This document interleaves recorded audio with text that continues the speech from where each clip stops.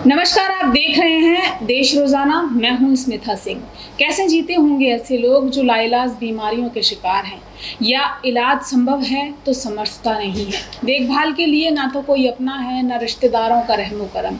ऐसे लोगों के दयनीय स्थिति के बारे में सुनकर पढ़कर लगता है कि ईश्वर इन्हें इस हालात में जीवित क्यों रखे हुए हैं। सोचिए, जब महज देखने सुनने वाले इनके इस दर्द के कतरे मात्र एहसास से इनकी मौत की कामना करते हैं तो भला पहाड़ समान विकराल बोझिल दर्द में ऐसे लोगों की जिंदगी कितनी बेदम होती होगी। और न जाने दिन के हर पल, रात के हर पहर ऐसे जीवन कितनी दफ़ा ईश्वर से खुद के लिए मौत मांगते होंगे।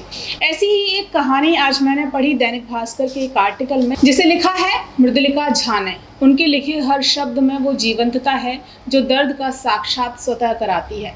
कॉलम है ब्लैक बोर्ड और कहानी है जीवन के 35 बसंत गुजार चुकी कानपुर शहर की अनामिका मिश्रा नाम की एक युवती की, जो मस्कुलर डिस्ट्रॉफी यानी मांसपेशियों के दुर्विकार से ग्रसित है। अनामिका इस बीमारी के चलते जो जीवन जी रही है उसके बारे में मृदुलिका की कलम से लिखा हर शब्द जुबान पर आते ही दिमाग को सिहरन और शरीर को रोंगटों से भर देता है।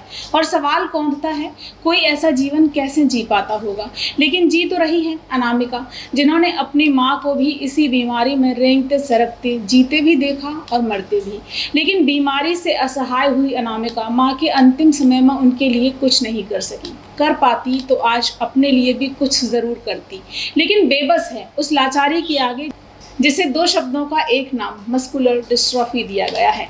अनामिका जन्म से लाचार नहीं थी। नन्ही अनामिका 8 की उम्र तक खुद को स्वस्थ महसूस करती थी, लेकिन शायद नसों में बीमारी अपना आधार बना रही थी, जो 14 की उम्र तक दिखाई देने लगा और साल 2014 के बाद पूरे शरीर पर काबिज हो गया।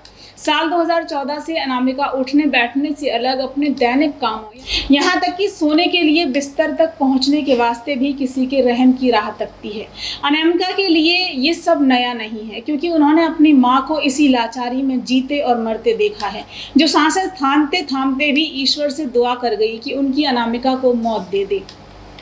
लेकिन खुद को इस मामले में अभागी मानती अनामिका जी रही है। बरसात की सीलन, सर्दी की ठिठुरन और गर्मी की प्यास के साथ साथ उस प्यास की पूर्ति के लिए जो मौत मिले तो बुझ पाए। 2018 में जब अनामिका की मां जिंदा थी तो अनामिका ने दोनों माँ बेटी के लिए स्थानीय नेताओं से लेकर पीएम प्रेसिडेंट तक सबको खत लिखकर यूथेनेसिया यानी कि इच्छा मृत्यु की गुहार लगाई थी, लेकिन सुनी न गई। सुन ली जाती तो शायद अकेलेपन और बेबसी के सन्नाटों से अशांत जीवन आज शांत हो चुका होता। मन में सवाल आ रहा होगा कि इतनी परेशानी है तो खुद ही क्यों नहीं अपना जीवन खत्म कर लेती। बेबस हैं, जो हाथ पैर नहीं उठा पाती वो जहर कहाँ से लाएंगी। खुद के लिए फंदा बनाकर कैसे जीवन को मौत की तरफ लटकाएंगी। बस इसलिए नानुकुर, खीज, झल्लाहट के बाद थोड़ा रहम जताते लोगों के आसरे बेदम जीवन का पहिया लुढ़क रहा है।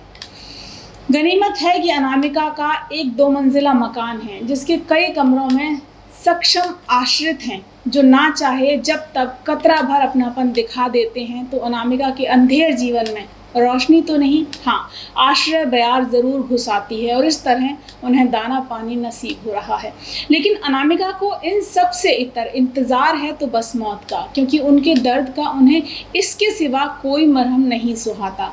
अनामिका मस्कुलर डिस्ट्रॉफी नाम की जिस बीमारी का शिकार है वो मसल्स यानी कि मांसपेशियों की बीमारी है। मस्कुलर डिस्ट्रॉफी शब्द का सीधा सा अर्थ भी यही है, शक्ति या ताकत का धीरे धीरे खत्म होते जाना। होता भी यही है। इस बीमारी के शिकार शरीर में धीरे धीरे कमजोरी घर करती जाती है। ये बीमारी सबसे पहले कूलों के आसपास की मसल्स और पैरों की पिंडलियों को प्रभावित करती है और उम्र बढ़ने के साथ साथ कमर और बाजुओं के मसल्स भी प्रभावित होने लगते हैं। ये बीमारी कमर और पैरों से शुरू होते हुए दिल तक पहुंचती है और फिर एक वक्त ऐसा आता है कि शरीर की तमाम ताकत पर कमजोरी अपना कब्जा कर लेती है और लंग्स फेल होने से मरीज की मौत हो जाती है। मस्कुलर डिस्ट्रॉफी एक आनुवंशिक बीमारी है, इसलिए अनामिका की मां के बाद बीमारी ने अनामिका को अपना शिकार बनाया। डॉक्टर्स कहते हैं कि मस्कुलर डिस्ट्रॉफी मांसपेशियों के रोगों का एक ऐसा ग्रुप है जिसमें करीब करीब 80 तरह की बीमारियां शामिल होती हैं, यानी नाम एक लेकिन बीमारियां कई। और सबसे ज़्यादा खतरनाक होती है DMD यानी ड्यूशेन मस्कुलर डिस्ट्रॉफी। दुनिया भर में 3500 बच्चों में से एक बच्चा इस बीमारी का शिकार होता है और वक्त पर इलाज न मिलने पर ज्यादातर बच्चे 11 साल से 21 साल की उम्र में मौत के मुंह में चले जाते हैं। बीमारी का इलाज कुछ हद तक संभव है स्टेम सेल और बोन मैरो सेल ट्रांसप्लांट से, जिससे समस्या से ग्रसित मरीज की जिंदगी बढ़ सकती है।